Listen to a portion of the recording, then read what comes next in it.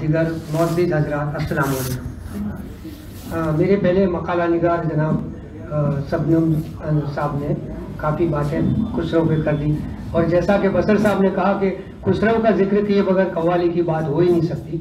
मेरे मकाले का उन्वान है सभी साहब 7 से maximum 10 minute, not more than 10 minutes. सदर साहब इजाज़त जी, साहब हजारी साहब आपकी मौजूदगी में पढ़ रहा हूँ, मुझे बहुत खुशी हुई। मौजूद सामीन हजरात, मेरे मकाले का उन्वान है हिंदुस्तान में कव्वाली की रवायत और उसकी मकबूलियत। क्या वजह है कि इतनी मकबूल इतने वर्षों के बाद, उस पर मैंने रोशनी डाली है। दरअसल हिंदुस्तान में कव्वाली का आगाज अमीर खुसरो की महफिल इज्तिमा से होता है। ये बहुत कदीम रवायत रही है, और सबसे पहले मैं बताना चाहूँगा कि ये महफिल इज्तिमा क्या होती है, उसकी तारीफ कुछ इन अल्फाज में मैं लिखता हूँ। What is the definition of समा?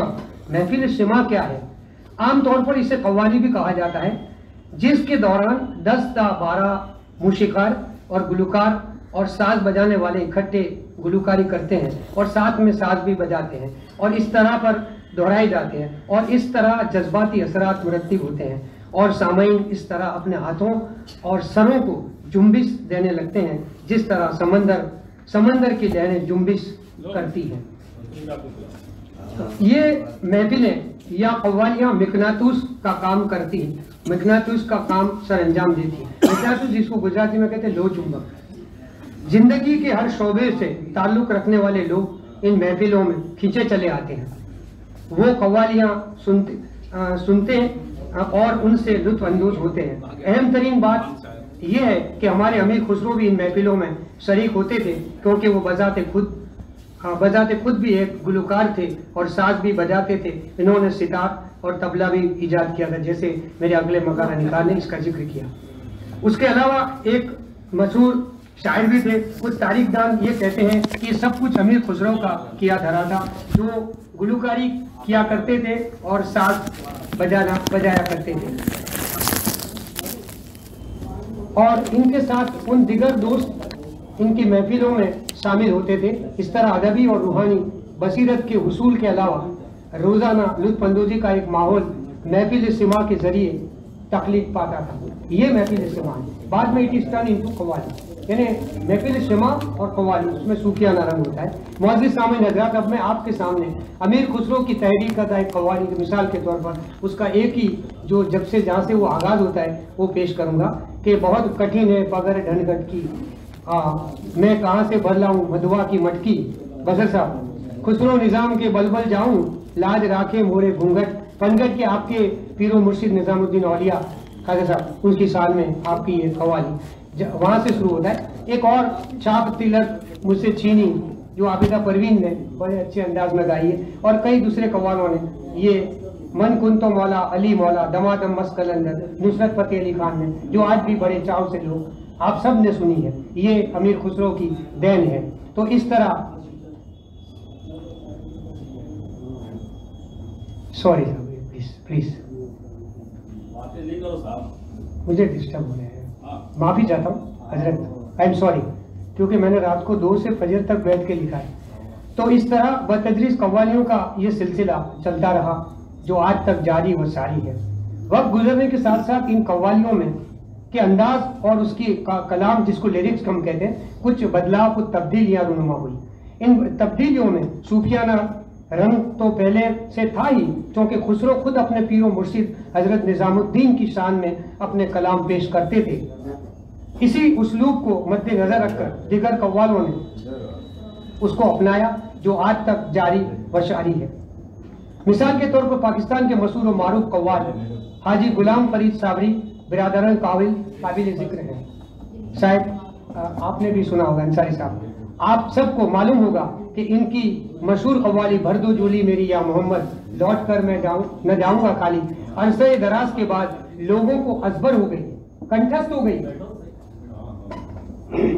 एक और मिसाल देना चाहूंगा, ताजदारे हरम हो निगाहे करम, बहुत मकबूल हुई। साबरी बिरादरन का एक अपना मखसूस अंदाज था। खाजा साहब, मौजम साहब, आपकी तवज्जो चाहूंगा कि वो कव्वाली को पेश करने से पहले चंद अशार के जरिए एक समा बांधते थे, और मिसाल के तौर पर मुंदरजे बाला कव्वाली के पहले वो हमेशा ये कता तरन्नुम से पेश करते थे। मुलाहिजा हो किस्मत में मेरी चैन से जेना लिख दे, डूबे ना कहीं मेरा सफीना लिख दे, जन्नत भी गवारा है मगर मेरे लिए, ए कातिबे तकदीर मदीना लिख दे, ताजदारे हरम हो निगाहे करम। आज भी लोग सुनते हैं। ये उसकी मकबूलियत का राज है जो मेरे मकाले का लुब्बे लुबाब है। इन साबरी बिरादरान एक अरसे तक मुल्क और बिरून मुल्क में छा गए और धूम मचा रखी। कव्वाली की इससे बड़ी मकबूलियत का और सबूत क्या हो सकता है। अब मकाले के आखिर में मैं जा रहा हूँ सबीर साहब, जैसा मेरा वादा है 3-4 मिनट। इसी तरह एक दौर हमारे यहाँ ये ऐसा भी गुजरा है कि उस दौर में हिंदुस्तान में हस्बे झैल कव्वाल काफी मशहूर मकबूल हुए, जिनके नाम शबनम साहब ले चुके हैं। फिर भी मैं उन्होंने नाम लिए, मैं उनकी एक एक कव्वाली की एक एक लाइन आपके सामने पेश करूंगा।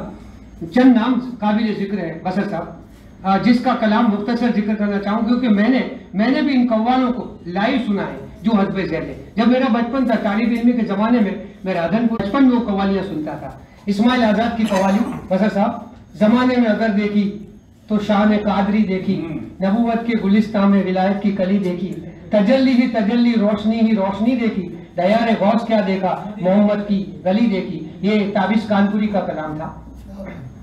इसके बाद यूसुफ आजाद साहब, जिक्र किया आपने नाम, मोहम्मद हमारे बड़ी शान वाले, काफी मशहूर हुई। उनका ये मामूल था कि जब अब शंकर शंभू, इसका भी जिक्र शबनम साहब कर चुके हैं, कि शंकर शंभू का एक मामला था। मुझे याद है कि मैं 10वीं जमात में पढ़ता था और ये कव्वाली का प्रोग्राम था, इजाइनस के साथ हम सब बैठे थे, मेरे वालिद, मेरे दादा। तो उन्होंने हमेशा इनका ये शंकर शंभू का ये हमेशा मामूल था साहब महफिल में बसर साहब, कि वो ऐलान करते थे कि सामाइन से मैं गुजारिश करूंगा मुअद्दबाना कि अपने सर पे टोपी ओढ़ ले, क्योंकि ये महफिल समा है। तो एहतरामन ये कहा जाता था। ख्वाजा साहब की शान में गाई हुई यूसुफ आजाद की मशहूर कव्वाली, मस्ती में झूम ले रोजे को चूम ले, ख्वाजा का मेला आया मेले में झूम ले, बहुत मशहूरी। अब्दुल रहमान कांचवाला साहब, जो कांच बहुत बेहतरीन अंदाज में बजाकर कव्वाली में सबका लुत्फ और सबकी मकबूलियत लूट लेते थे। तालिब हुसैन, अब्दुल रहमान हैरा वगैरह काबिल जिक्र है। आप सबको बखूबी ये मालूम होगा कि अजीज नादा ने एक जमाने में अपनी गाई हुई मशहूर कव्वाली झूम बराबर झूम शराबी कव्वाली के जरिए काफी मकबूलियत हासिल की थी। गोया ये कव्वाली उनकी पहचान बन गई, क्योंकि भाई अजीज नादा के झूम बराबर झूम शराबी, तो ये कव्वाली उनकी पहचान बन गई। इसी तरह एक दौर ऐसा भी आया कि फिल्मों में कव्वाली का जिक्र हुआ, कि फिल्मों में कव्वालियां आने लगी और आज भी ये सिलसिला जारी। मिसाल के तौर मोहम्मद रफ़ी साहब ने अमर अकबर अंथनी में पर्दा है, और रफ़ी साहब मरहूम ने बहुत सी फिल्मों में गाई। वक्त की नज़ाकत को देखते हुए मैं वो बात को कट करता हूँ। मुगल आजम में तेरी महफिल में किस्मत आजमा कर हम भी देखेंगे, हाजी हाँ हम भी देखेंगे। ऐसी बहुत सी फिल्में आई जिनमें कव्वाली को एक जगह मिली। मज़ाहिया कव्वाली की शुरुआत का आगाज अर्दिल अजीज यूसुफ आजाद ने की थी। बड़ा लुत्फ था जब कुंवारे थे हम थे। ये एक मज़ाहिया कव्वाली, हालांकि इस पर एक मकाला लिखा जाए कि कव्वाली के भी असनाफ ख्वाजा साहब बता सकते हैं कि मज़ाहिया, नातिया कव्वाली और बुजुर्ग औलिया कराम की शान में कव्वाली गाती था। कव्वाल की आगाज़ी के फिर लेकर आज तक उसकी मकबूलियत में कोई भी कमी नहीं है, बल्कि ज़माने की रफ्तार के साथ साथ उसमें नया रंग, नया अंदाज, नया उसलूब और रूनुमा हुआ है। तो हम टीवी और यूट्यूब के जरिए देख सकते हैं कि यहाँ तक के ज़माने से कदीम से लेकर ज़माने जदीद में हम देखते हैं कि औलिया कराम के मज़ारत पर आज भी उर्स पर कव्वाली के भरपूर प्रोग्राम मुनक्किद किए जा रहे हैं और एक बड़ा ज़म्मे गफ़ीर वहाँ मौजूद होता है और बड़ी अकीदत और एहतराम के साथ लोग इन दरगाहों पर हाजिरी देकर लुत्फ़ अंदोज़ होते हैं। आखिर में ये मेरे ख्वाजा का करम है। अस्सलाम वालेकुम।